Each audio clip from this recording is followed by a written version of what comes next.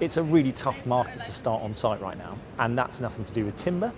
I think as a proportion of schemes that have started on site in the last 3 years, we have seen an uptick in those involving some form of timber, perhaps not to the extent of the beautiful building behind us in all timber, but a lot more hybrid structures.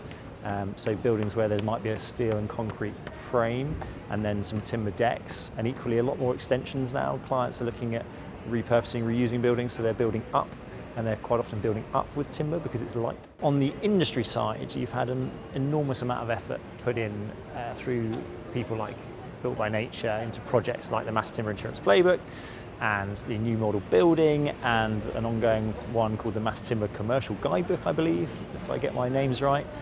All engaging proactively with the insurance market, all trying to understand what the real drivers are behind my market and what the barriers are, which is increasing that dialogue, increasing that engagement and breaking down those barriers.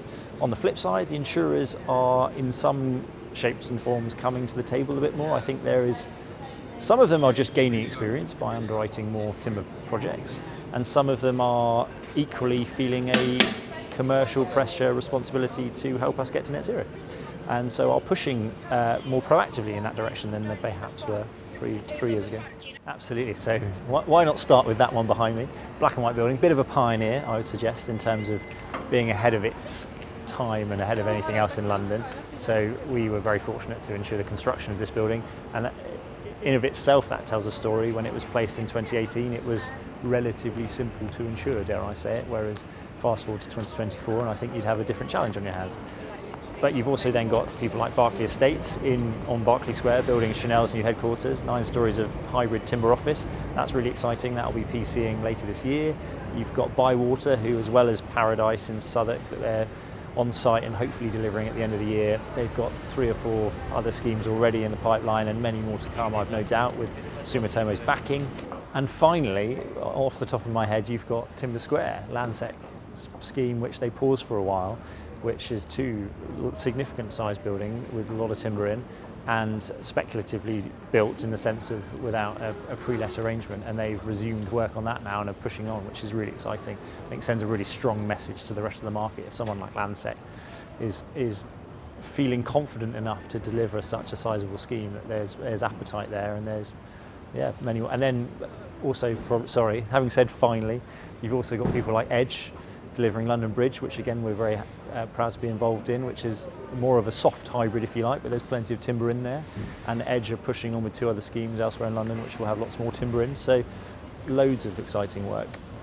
And finally, for the 3rd time, you have Google, who, after some challenges, it must be said, at King's Cross, will almost certainly, hopefully, finally deliver their scheme for their new headquarters at King's Cross, which has a significant amount of timber in. So one thing I haven't mentioned yet, which I think is massive and needs to be mentioned, is the government's timber and construction roadmap, which I was very fortunate to help sort of have input into, and that has, in consultation with insurers, set a bit of a direction of travel as to how we progress things further. And they aren't perhaps silver bullets as such, but they are what we thought all along were the 2 keys in many ways. One is data, one is a better understanding of what's out there currently, what has been built in timber, to give insurers A, more of a data pool, and B, some confidence that there is a significant volume of buildings out there that are built, that are safe, that haven't had claims, so they can start to build a model around that. And the other 2 is just continued conversation, collaboration, communication, understanding what industry is doing in this world of sustainable materials, and articulating it effectively to insurers so that they know, because if they don't know, they are scared. Insurers are inherently risk averse, and if we don't communicate effectively with them, they will take the worst case outcome view, because that is how an insurance industry is built. It is built on risk, and it is built on worst case assumptions. And when you have very little to work with, you assume the worst. If we give them more data, more explanation, more science, more rationale, they can only take a better view. So the roadmap is a massive step in the right direction to that, and has encouraged the further engagement of some really senior key industry figures. from both insurers, but also from places like the Association of British Insurers and some of the kind of cross-industry collaboration networks, people like CIREG, who are the Construction Insurance Risk Engineering Group, who are a voice for risk engineers in construction, coming together as a unified voice to say, right, this is what we don't understand, this is what we need to know, this is what we need to get comfortable. My advice for developers seeking insurance for their timber projects: number one, download the Mass Timber Insurance Playbook. Really simple place to start. Gives you a really good guide as to what insurance is, why insurers are nervous about timber, and many ways to go about tackling that. Advice number two, engage insurers early, which is what, by the way, the playbook says. Start talking to them. I've only had one project to date where arguably it's been too early. I've had thousands that it's been too late.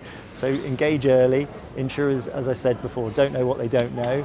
And if you engage with them in the design stages, they're not going to tell you how to design your building, but they're going to provide you with some comments, if they're nice insurers, on what they think of your design, which will give you a really good steer as to how insurable and at what price that building might be during construction and post-completion. So engage early, give insurers a seat at the table, bring them into your teams, make them feel part of the team rather than a necessary evil at the end, and you will find things a lot simpler. And perhaps maybe use a qualified insurance broker, may I say.